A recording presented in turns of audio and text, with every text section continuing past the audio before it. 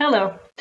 As I look through the cases from the Florida Department of Health, the most common reasons for board discipline to a counselor were inappropriate relationships with an adult patient, breaches of confidentiality, healthcare fraud, dual relationships, and not obtaining CE hours.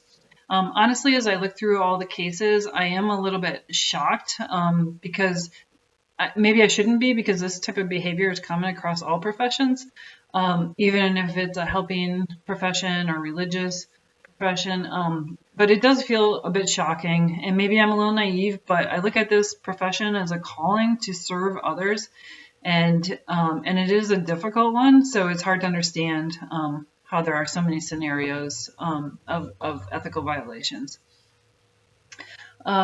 The themes that are common for reasons for a board to discipline, from what I could see, were sexual relationships with clients, dual relationships, incompetence, and professional misrepresentation, and breaches of confidentiality. The case that I looked at was Nathan Bell, a counselor in Vero Beach, Florida. And in 2016, he began to counsel a 22-year-old woman and her husband.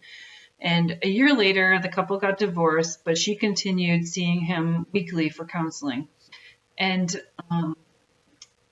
about a year after that, in 2018, the counselor confided in her that he had inappropriate feelings for her. And a few months later, in November of 2018, they engaged in sexual activity during counseling sessions.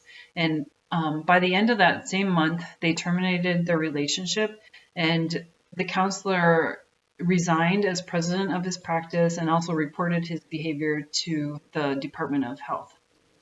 ACA Code A5A was violated here. It prohibits any sexual or romantic counselor-client interactions with the current client, and this applies to in-person and electronic interactions, and in this case, it was both.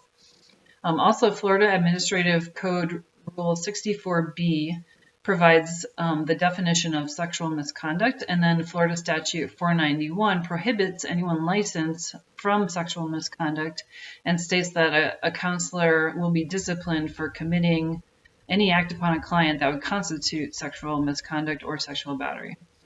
In Nathan Bell's case, his license was permanently revoked, and this surprised me a little because there was no sexual intercourse reported, and the counselor resigned and reported his own behavior to the board. So in my mind, I thought perhaps the discipline would be less, but I was happy to see that it was not, because this is a very severe legal and moral ethical violation. It's a severe boundary violation as well, so the harsh discipline is appropriate. In regards to impairment, the ACA Code of Ethics Section C2G states that counselors must monitor themselves for indications of impairment and are advised to refrain from counseling and seek professional assistance.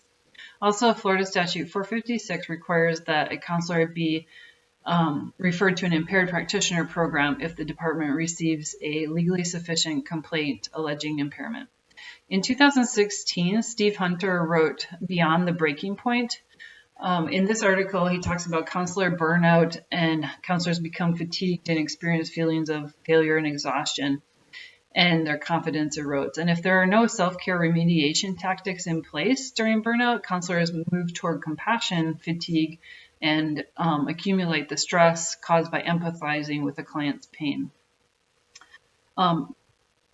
The question that was brought to my mind was that if I can look past the shock of both the content and frequency of all these cases, how can I use this evidence to my own benefit?